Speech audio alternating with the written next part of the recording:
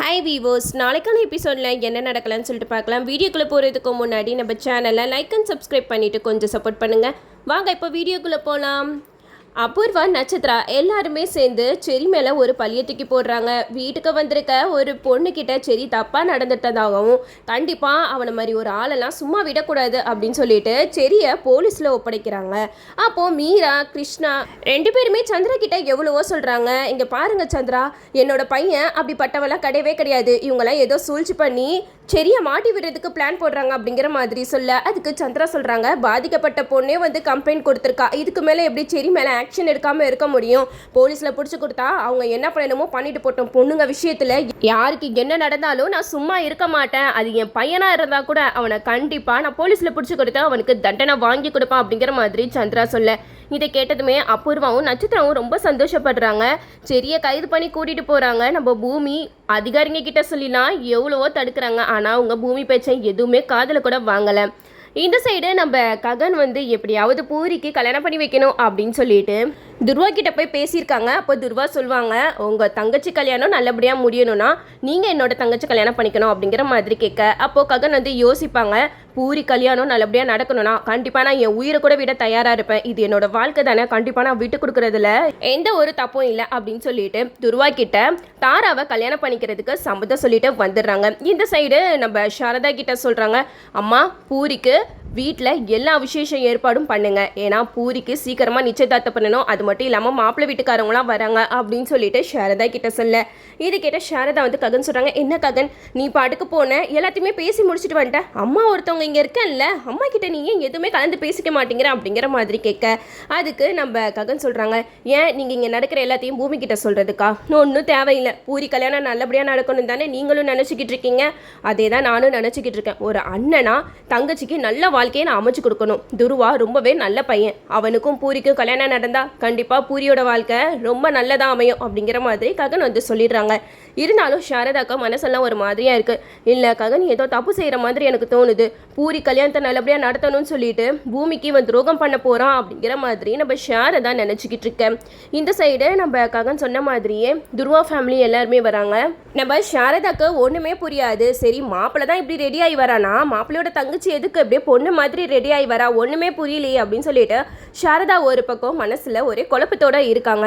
இந்த சைடு நம்ம ககன் கிட்ட கேட்குறாங்க, இங்கே பாரு ககன், நீ பூரியோட கல்யாணத்தை பற்றி மட்டும்தானே நீ பேச போகிற அப்படிங்கிற மாதிரி கேட்க, அப்போ ககன் சொல்கிறாங்க, நடக்கிறத மட்டும் வேடிக்கை பாருங்க அப்படிங்கிற மாதிரி சொல்லிடுறாங்க. இந்த சைடு துருவா வந்து கேட்குறாங்க, சரி நீங்கள் என் தங்கச்சி கல்யாணம் பண்ணிக்க சம்மதம் சொல்லியிருக்கீங்கல்ல, அதனால 2 நிச்சயதார்த்தத்தையும் ஒரே நாளில் வச்சுக்கலாம் அப்படிங்கிற மாதிரி பேசிக்கிட்டு இருக்க. இதெல்லாம் கேட்ட சாரதாக்கு ஒன்றுமே புரியல. ககனை பார்த்து செம்மையாக முறைக்கிறாங்க. அது மட்டும் இல்லாமல் துருவா கிட்ட சாரதா கேட்குறாங்க, என்ன சொல்கிறீங்க நீங்கள், எனக்கு ஒன்றும் புரியல அப்படிங்கிற மாதிரி கேட்க, அப்போ துருவா சொல்கிறாங்க, உங்கள் பையன் தான் எங்கள் வீட்டுக்கு வந்து என் தங்கச்சி பூரியை கல்யாணம் பண்ணிக்க உங்களுக்கு சம்மதமான்னு கேட்டார்.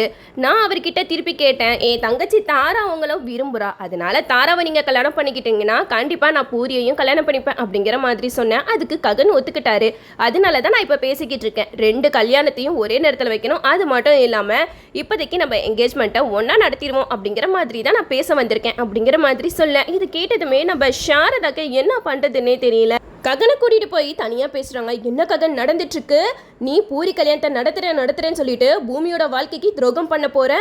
பூமி மனசு எவ்வளோ வேதனைப்படும். அவன் என்னடா தப்பு செஞ்சா?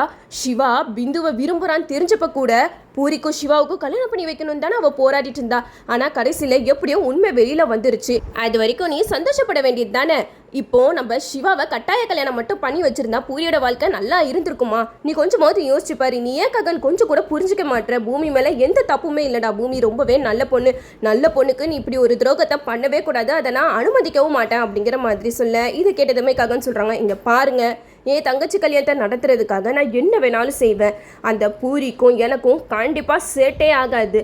ஆரம்பத்திலிருந்தே எங்களுக்குள்ள சண்டை வந்துக்கிட்டே தான் இருக்குது. அதனால நான் எடுத்த முடிவு தான் கரெக்ட்.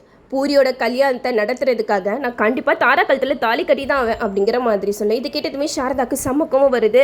இந்த விஷயத்தை நம்ம எப்படியாவது பூமி கிட்ட சொல்லணும் அப்படின்னு சொல்லிட்டு பூமி கிட்ட ஃபோன் பண்ணி சொல்கிறாங்க, பூமி ககன் பூரி கல்யாணத்தை நடத்துறதுக்காக இந்த மாதிரி துருவாவோட தங்கச்சை கல்யாணம் பண்ணிக்கிறதுக்கு சம்மதிச்சிருக்கான். இதுக்கு நீ இடம் கொடுக்கவே கூடாது. நீ துருவாவுக்கு ஃபோனை போட்டு எல்லா விஷயத்தையுமே சொல்லு. நான் துருவாவோட ஃபோன் நம்பர் தரேன் அப்படின்னு சொல்லிட்டு நம்ம சாரதா துருவாவோட ஃபோன் நம்பரை கொடுத்துட்றாங்க. இந்த சைடு நம்ம பூமியும் சந்திரா பேச்சை மீறி வீட்டை விட்டு போக முடியாததுனால துருவாவுக்கு ஃபோன் பண்ணி எல்லா விஷயத்தையுமே சொல்கிறேன். நான் தான் பூமி பேசுகிறேன், நான் தான் ககனோட மனைவி அப்படின்னு சொல்லிட்டு துர்வா கிட்ட சொல்ல, இதை கேட்டதுமே துர்வாக்கு தூக்கி வாரி போட்டுச்சு. அப்போ ககன் உங்களுக்கு ஆல்ரெடி கல்யாணம் ஆயிடுச்சா அப்படிங்கிற மாதிரி கேட்க, அப்போ ககனால என்ன சொல்கிறதுனே தெரியல. அப்போ பூமி எல்லா விஷயத்தையுமே சொல்கிறாங்க. ககனுக்கும் எனக்கும் கல்யாணம் ஆயிடுச்சு, ஒரு சின்ன பிரச்சனைனால நாங்கள் பிரிஞ்சிட்டோம், அதுக்காக உங்கள் தங்கச்சை என் புருஷனுக்கு கல்யாணம் பண்ணி வைக்க நீங்கள் சம்மதிப்பீங்களா அப்படி இப்படின்னு சொல்லிட்டு நம்ம பூமி துர்வா கிட்ட பயங்கரமாக பேசுகிறாங்க. இதை கேட்டதுமே துர்வா கோவத்தில் அங்கேருந்து எந்திரிச்சு போயிடுறாங்க. அப்போ ககனுக்கு செம்ம கோவம் வந்து சாரதாவை பிடிச்சி திட்டுறாங்க. இங்கே பாருங்கம்மா, எனக்கு நல்லாவே தெரியும் இங்கே நடக்கிற விஷயத்தெல்லாம் நீங்கள் தானே பூமி கிட்ட சொன்னீங்க அப்படிங்கிற மாதிரி சொல்ல, இது கேட்ட சாரதா சொல்கிறாங்க, ஆமாண்டா நான் தான் சொன்னேன், நீ பூமி மாதிரி ஒரு நல்ல பொண்ணுக்கு துரோகத்தை பண்ணுறதை என்னால் பார்க்க முடியல, அதனால தான் நான் இப்படியெல்லாம் பண்ணேன் அப்படிங்கிற மாதிரி செம்மையாக பேசுகிறாங்க. இந்த சைடே நம்ம சாரதா பண்ண மேலனால துர்வா கோவத்தோட தாராவை கூட்டிகிட்டு கிளம்பி போயிட்டாங்க. ஆனால் தாரா துர்வா கிட்ட சொல்கிறாங்க, அண்ணா நம்ம அவசரப்பட்டு முடிவு எடுக்கிறோம், என்னால் ககனை மறக்கவே முடியாது, அவர் தான் நான் என் மனசில் ஃபிக்ஸ் பண்ணிட்டேன், அதனால எப்படியாவது நான் அவரை கல்யாணம் பண்ணியே ஆகணும் அப்படிங்கிற மாதிரி தாரா ரொம்பவே அடமெண்ட்டாக இருக்காங்க. இந்த சைடு நம்ம பூமி கிட்ட சாரதா எல்லா விஷயத்தையுமே சொல்கிறாங்க. பூமி அவங்க கிட்ட நீ உண்மையை சொன்னோனேமே துர்வா தாராவை கூட்டிகிட்டு போயிட்டான் அப்படிங்கிற மாதிரி சொல்ல, இதை கேட்டதுமே நம்ம பூமி ரொம்ப சந்தோஷப்பட்டுட்டு இருக்காங்க.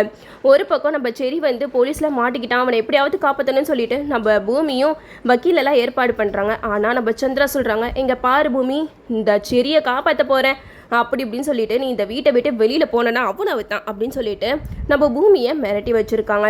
ஆனால் நம்ம பூமிக்கே நல்லாவே தெரியும் இது எல்லாமே அபூர்வா நட்சத்திராவோட சூழ்ச்சி தான். அதனால அபூர்வா கிட்ட போய் சொல்கிறாங்க, இங்கே பாரு அபூர்வா, நான் உன்னையே சும்மா விட மாட்டேன், கண்டிப்பாக நீ இந்த மாதிரிலாம் பண்ணி செரிய பொய் கேஸில் உள்ள தள்ளியிருக்கேன்னு தெரிஞ்சா ககன் என்ன பண்ணுவாருன்னு கொஞ்சமாவது யோசிச்சுப்பாரு அப்படிங்கிற மாதிரி சொல்ல, இதை கேட்டால் அபூர்வா சொல்கிறாங்க, இங்கே பாரு, நான் யாருக்குமே பயப்படுறவெல்லாம் கிடையாது, இவ்வளோ நாளாக என்னைய ஓட விட்டீங்களே, இப்போ பாருங்கள் நான் பண்ணுற வேலைனால நீங்கள் யாருமே நிம்மதி இல்லாமல் தான் இருக்க போகிறீங்க அப்படிங்கிற மாதிரி சொல்ல, இதை கேட்ட பூமி சொல்கிறாங்க, இங்கே பாரு அபூர்வா, உண்மைதான் ரொம்ப நாளைக்கு நிலைக்கும், நீ இப்படி பொய் நாடகம் போட்டுட்ருக்கியே அதெல்லாம் கொஞ்ச காலத்துக்கு தான், கண்டிப்பாக உண்மை வெளியில் வரும்போது நீ ரொம்ப தண்டனையை அனுபவிப்ப அப்படின்னு சொல்லிட்டு பூமி போயிடுறாங்க.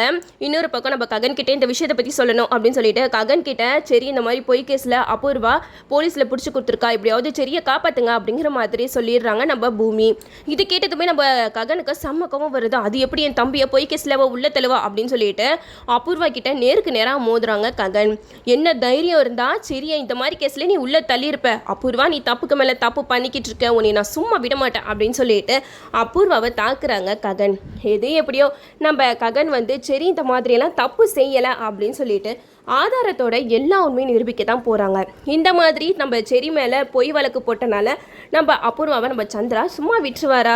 கண்டிப்பாக சும்மா விட மாட்டார். அது மட்டும் இல்லாமல் நம்ம பூமி அபூர்வா கிட்ட சவால் விடுறாங்க, நான் ககன் கிட்ட இந்த விஷயத்தை பற்றி சொல்லிட்டேன், இதுக்கப்புறம் பார் அபூர்வா யாரை ஓட போகிறான்னு சொல்லிட்டு கண்டிப்பாக ககன் உனே தான் மாட்டி விட போகிறாரு, நீ எல்லாத்துக்கும் தயாராக இருந்துக்கோ, சரி ஜெயிலுக்கு போகிறத நினச்சி நீ ரொம்ப சந்தோஷப்பட்டல, அவன் மேலே இப்படி ஒரு பொய் கேஸை போட்டிருக்கேன்னு சொல்லிட்டு கண்டிப்பாக ககன் நிரூபிச்சிருவாரு, அதுக்கப்புறம் உன் நிலைமையை நினச்சா எனக்கு ரொம்பவே பாவமாக இருக்குது அப்படின்னு சொல்லிட்டு நம்ம அபூர்வாவை நம்ம பூமி செம்மையாக வெறுப்பேற்றுறாங்க. நம்ம அபூர்வாவும் பூமி சொன்னதை நினச்சி ரொம்பவே பயந்து போய் இருக்காங்க. இதுக்கப்புறம் கதைக்களும் சூப்பராக போகுதுன்னு நான் நினைக்கிறேன். அபூர்வாவை ககன் சும்மாவே விட மாட்டார், அதையும் நம்ம வெயிட் பண்ணி பார்ப்போம். ஓகே வியூவர்ஸ், என்னோட ரிவ்யூ உங்களுக்கு பிடிச்சிருந்தா லைக் பண்ணுங்கள், மறக்காமல் நம்ம சேனலை சப்ஸ்கிரைப் பண்ணிடுங்க.